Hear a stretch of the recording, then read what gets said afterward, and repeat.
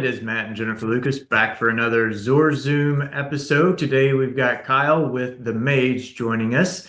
As we jump into this, remember that if you like what you're hearing, feel free to click the link below. We'll see if your market is still available and then get with Kyle on the next steps. So as we get started here, Kyle, just jump in and give us some of the top selling points.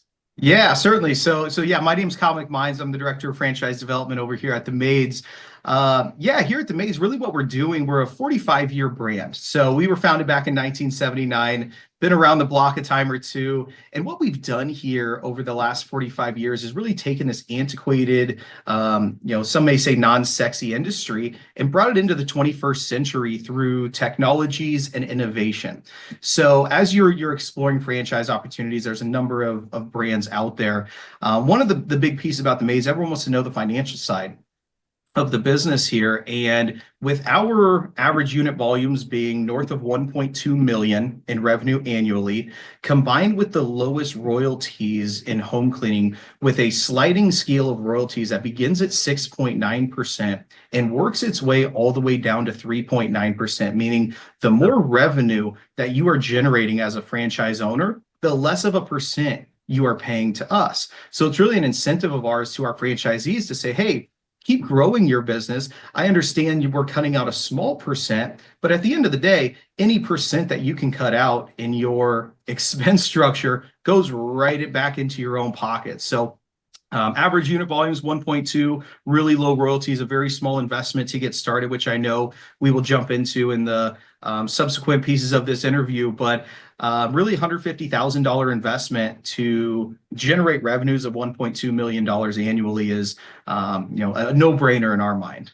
You don't find it very often. I have so many other bullet points I want to talk about, but how about we dive in on the technology? Yeah. So I tell people all the time, there's a reason that people do business with companies like Amazon and your Ubers and Lyfts of the world, because it's very easy to do business with them, right? I can pick up my phone, have someone come to my house and pick me up with just a couple clicks of a button. So what we've really focused on is this customer experience. And what's allowed us to do that is really the technologies that we deploy. So for example, let's kind of take a look at this customer journey. You go to our website. All a customer has to do is enter the square footage of their home, how many bathrooms they have, and the cleanliness level of their home. From those three pieces of information, we not only pop them one quote, but we give them good, better, best cleaning options. So what we know is consumers today want choices. So you can get your whole home cleaned, you can get the 5 rooms that you spend 80% of your life in, or you can get the kind of the things you don't want to clean. It's your kitchen, a deep clean on your main floor bathroom, and a deep clean on your master bathroom. So you have all these different choices that we have also designed to be profitable for our franchisees. So you select the package you want, you select the frequency you want, and in real time, we will actually pop you a calendar to say, on these days, the franchise owner has availability to service your clean. So right from the website, it's not like, hey, I'm going to go get my oil change. Give me the 5 days you want to get your oil change and we'll call you back. This is very customer focused to say, I select my package, I select the day I want, and then a team shows up to clean your home. Now let's continue down this customer journey. I'm sure kind of going back to maybe a plumber, you've had a plumber come over to your house and you get that text message the night before that says, we'll be there between 8 a.m. and 5 p.m. And you go, all right, I've kind of lost control of my day because I don't know when you're going to show up. Well, we use a technology that, let's say you're the third clean of the day. As soon as the team is wrapping up the clean before yours, the next homeowner gets an automated text that says, hey, click this link, and they can track us exactly like you would an Uber or a Lyft right to your doorstep.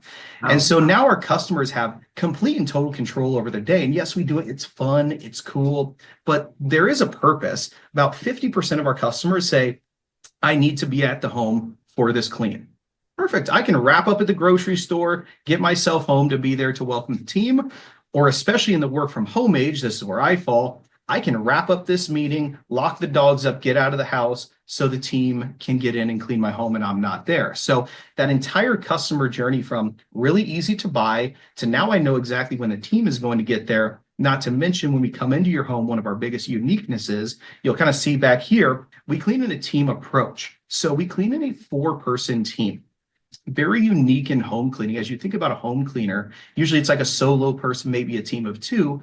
We've done years of motion studies and actually found that 4 people is the most efficient way to get through a home. So even if you compare our 4-person team to 2 separate 2-person teams, we will clean about 75% more square footage in a day than those 2-person teams combined. So naturally, if you're cleaning more, you're generating more revenue. But also from an operational side, each of those 2-person teams have their own vehicle. We put 4 people in one vehicle. You've now cut your vehicle fleet in half. And consumers, back to the work from home days, I don't want a team inside my home for 3 or 4 hours cleaning my home. I've lost control of my life. So if we can get in and get out at a high rate of speed with a very consistent clean, consumers really win. So that entire experience from took me 30 seconds to book my clean. I could track my team on the way to my home. They got in and out of my home at an exceptional rate. The consumers really love that, and that's what keeps them coming back for more.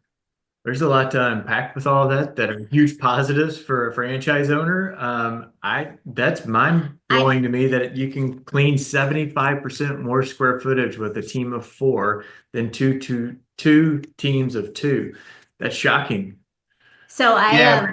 before we got on here, Kyle, I told Matt, I was like, there is some crazy technology with the maids, and I don't really understand all of it. So that just blew my mind. What if plumbers and electricians and everybody did that? Do you know how life-changing that would be? No kidding. It makes life a heck of a lot easier. Yeah, if I knew when my plumber was coming over to fix my leaky sink, I would be very, very happy. All right, so all of that is beyond phenomenal and impressive. How do you get people to the site to sign up for the service?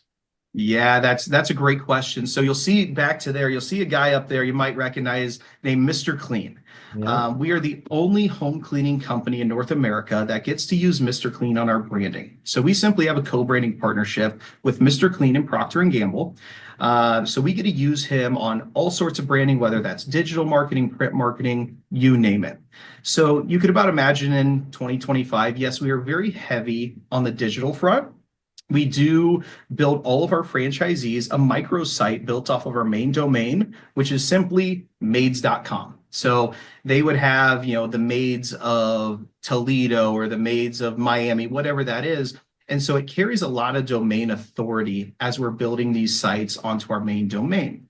So we handle a lot of the search engine optimization for our franchisees. Today we rank on the first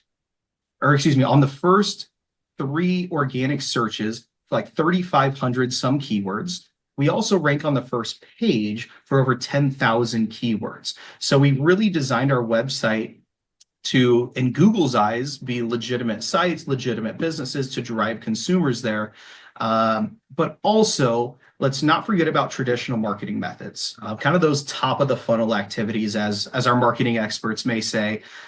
Your yard signs, door flyers. We do a 5x5x5 rule. So as you're building the business, have your team after every home clean go put 5 door flyers on the 5 houses to the right, 5 houses to the left, and then the 5 houses across the street. What we know is neighbors like what neighbors have. So, Bob down the street's looking over going, hey, they're getting their home cleaned. They can see our vehicles sitting in the driveway. Our vehicles are a driving billboard. They're these bright yellow vehicles with big blue letters that say the Maids on the side. So when you combine digital marketing efforts, combined with all these top of the funnel touch points, and then as our teams are driving around the neighborhoods all day with a vehicle, drives a lot of leads to our website. Yeah, makes sense. Makes sense. So we talked about the marketing. There's a very fast ramp up in time to open, right? There is, yeah. So from the time someone signs up with us, it is about a 75-day process to their inside of homes actually cleaning and generating revenue. Now, if we want to take a look at simply what that process looks like, it starts with about a 4 to 5 week remote training process. It is kind of, I look at it as building foundational knowledge on the business, kind of building those building blocks. So getting insurance on the business, learning how we market to our customers, getting their hands on some of the technologies, things of that nature. It's a combination of online modules, but more so than not, it's a lot of one-on-one conversations with different experts at our corporate office, from marketing, technologies, employee recruitment, you name it. We're building this knowledge. Now, following that, the first or second week of every single month, we host in Omaha, which is where we're headquartered at, what we call cleaning system training. Yes, showing you the cleaning process is a part of the training, but I will tell you it's more so focused on the business side of the business. How are we living and breathing this business every day? In the morning time, when the teams come in, what am I doing? When the teams are in the field, how am I tracking them throughout the day? How am I doing some quality checks and customer follow-ups? So people are living that business Monday through Friday. Now, after they finish up that training in Omaha, there's one last piece of training that actually happens on site with them. So about 2 weeks after they leave Omaha, they're opening their doors for business. Now, the first 4 days that they're open, we will have someone on site with them going into live homes with their first team of employees. Now, the reason we do this, of course, we want to make sure the owner is really comfortable in the daily operations of this business. But if you think about how this business scales, it's predicated upon team size. So if we can make sure team one is hyper efficient inside the home, they're really providing a high quality of clean. As you look at onboarding team two, team one trains team two. There's really not a lot of office training besides safety. I'll throw that in there. But there's not a lot of office training you can do with someone to teach them how to clean a home. So we really make sure team one's efficient so that they train team two. Then team two trains team three, so on and so forth. So yeah, it's a race to opening day. It's about 4 weeks remote, 1 week with us here in Omaha. Then we're on site for the launch of your business. So the challenge that I would see with this model, I mean, with all the technology you have, you're eliminating a lot of things, that could come up, right? But the big challenge is the teams. How do you recruit and retain your employees? Yeah, that's the name of the game here. I tell people all the time, there's more customers and more homes out there that need home cleaning than all home cleaning companies today can provide.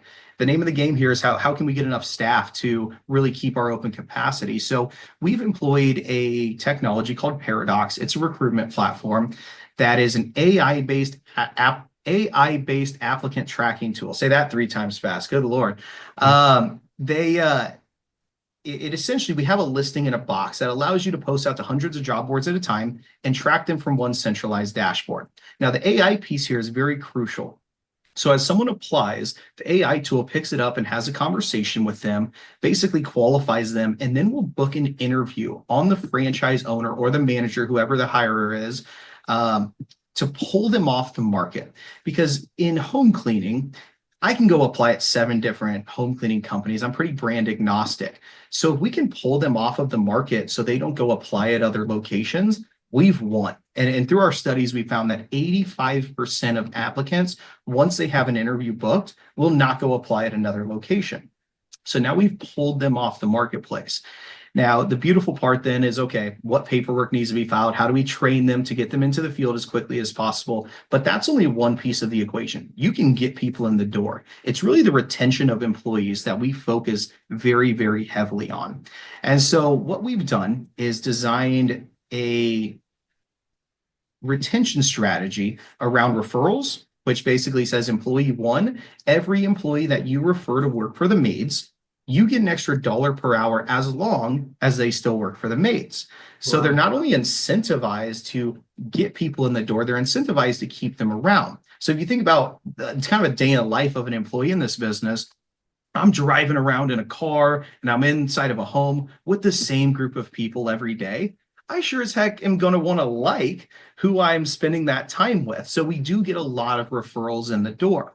Now, we also have an on-demand pay structure that allows our employees to access their wages the day after they earn them. And I may mention at 0 cost to the franchise owner. It essentially charges the employee like a ATM fee, if you will. It's a few bucks.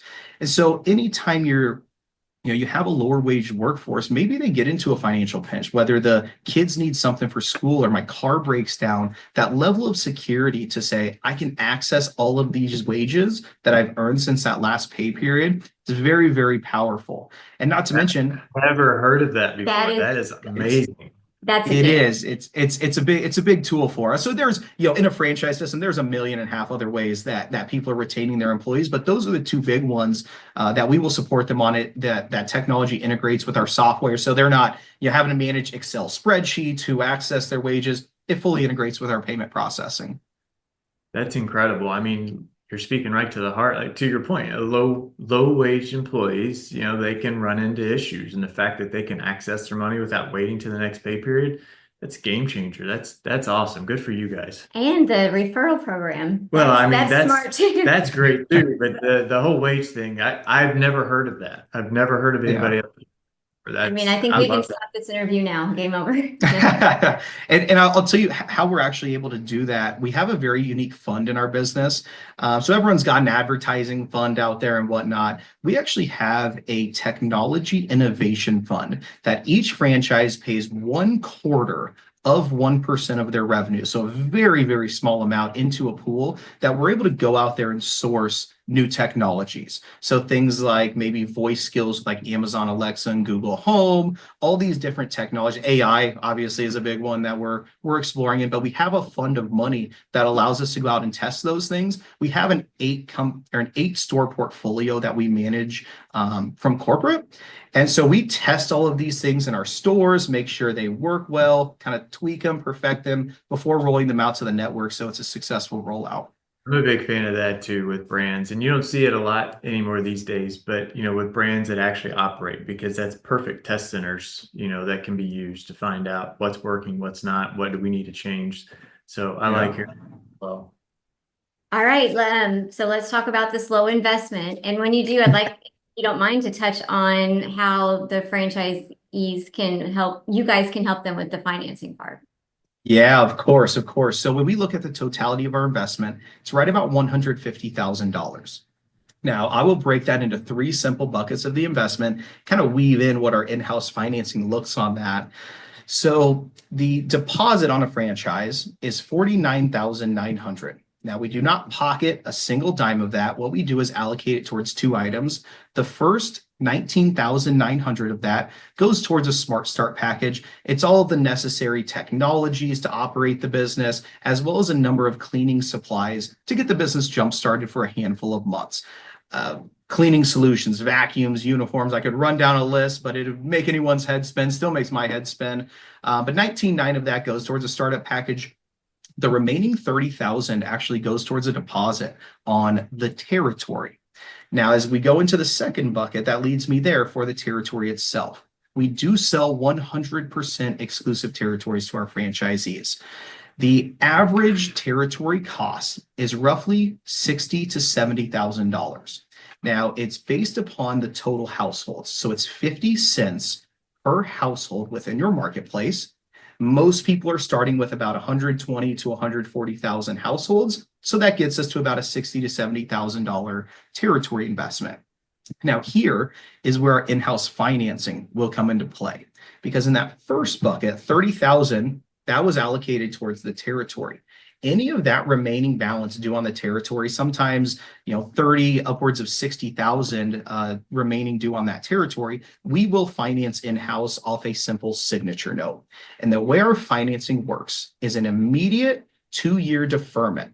So no payments, no interest over a 2-year period. Let's get your legs under you on the business, followed by an 84-month repayment plan. So in the grand scheme of things, you have 9 years to pay that territory financing off.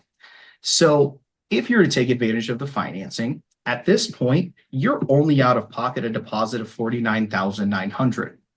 Our third and final bucket is roughly $70,000 towards your working or your operating capital. So obviously that's the money they'll keep in their pocket to invest towards marketing, the employee retention, vehicles, those overhead costs of the business. So in terms of that liquid capital, you're really looking at about $120,000 liquid, $49,900 paid to us, have an additional $70,000 of working capital, and that is the whole dang thing. So it's just not a very heavy overhead business. We like to make our offering as financially attractive as possible. That's what you get with a more mature brand, right? The franchise fee or that territory fee, it's not what keeps our lights on. We have a network of 185 operators out there, or excuse me, 185 locations out there. So let's get new people in the door, give them a chance to build their business with as low of investment as possible. And so talking about low overhead there, no brick and mortar? No brick and mortar at the beginning. Naturally, at some point in your business's life cycle, they will grow into it. What a lot of our owners today are launching out of is a storage unit. Now, it's not some sketchy storage unit on the corner. It's your nice climate controlled units. We mock them up to look like offices. They actually look really nice, but it's a great launching pad for the business. I'd rather have someone spend $300 a month on a storage unit versus $3,000 a month on a commercial space as they're launching the business. A typical franchise, they can get upwards about $450,000 in revenue before, yes, you've outgrown the storage unit. Now it's time to look at the office space, but at that point, your business is more in a financial position to afford that office space. Even when they do, it's typically your C-class real estate. It's industrial, 750 to 1,500 square feet. It's really a place for you as an owner to build some culture with your staff. They come there in the morning. They generally will have breakfast. They'll kind of chit chat a little bit, talk about the day, and then they get out the door. So yeah, it's storage unit at the beginning. Once it makes sense to move into that office space, we will. But we're not a storefront operation by any means. Okay.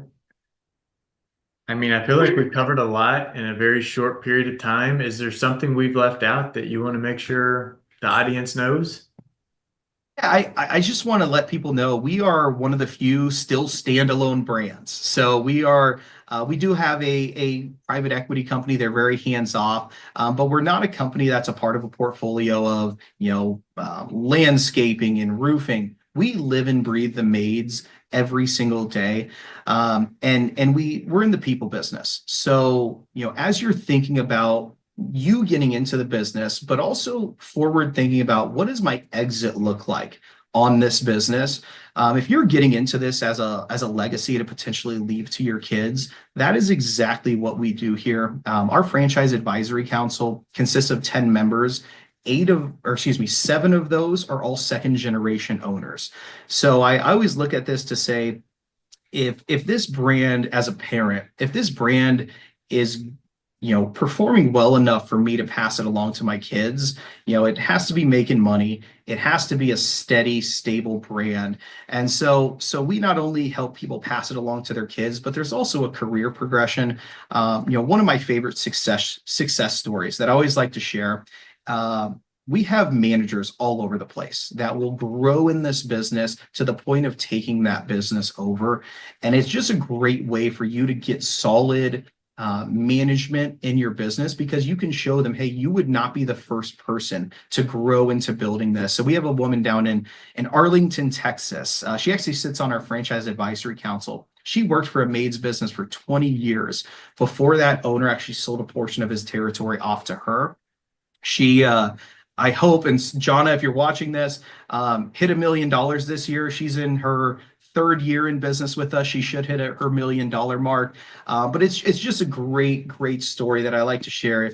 If you're getting into this business to help people, that's what we do. If you're getting into this business to maybe pass something along to your kids, we do that as well. So it's a steady Eddie business model that I tell people it doesn't make millionaires overnight, but it's a very predictable, very steady business to get into.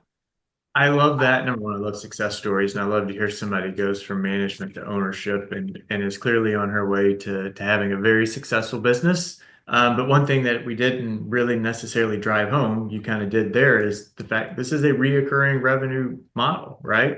Yes. So you got to love those. It is. I mean, I always do the roof comparison. Trust me, there's some great roofing franchises out there. I would never badmouth them. But as you look at a recurring revenue business, you get a new roof every 10 years, or when a heck of a storm comes by, or a hurricane in some areas. Our business, we're inside of people's homes once a week, every other week, or once a month basis. So it doesn't take a lot of customers to do very well in this business. It will take you roughly 200 recurring homes to get to that $1 million mark in this business. So if you think about like an average neighborhood, even an average town for that matter, if you're looking at this business, look around and say, how many homes are in my town here? I only need 200 of them to say yes to my services, and I have $1 million business on my hands. So like I said, very predictable, not a lot, not a high customer count. You're not always searching out there, oh my gosh, when's my next dollar going to come in? You know exactly what that is because of the recurring revenue nature. 200 out of 120 to 140,000 homes. That's pretty good odds. It's good odds. So I look at people, I go, you should be sitting here going, why shouldn't I have 600 of these homes? I mean, even 600 doesn't sound like that much. So That's what I was it's thinking. I was like, we need to help these people scale faster. right. We Well, look at ourselves in the mirror and say the same thing. No, this has been fantastic, and clearly there's a lot of amazing tools here with the Maids. So click that link below. We'll check to make sure your market is still open and available, and then we'll get with Kyle to talk through these next steps. But Kyle, appreciate the time today, and we will be talking soon. Thank you, Kyle. Likewise, thank you for the time. Thank you for watching. Listen, click the link below. We're here to help. If you have any questions, we're not going to bug you. We're not crazy. We're very friendly people, and we just want to help. Well, at least one of us are. Hey, we're here to help.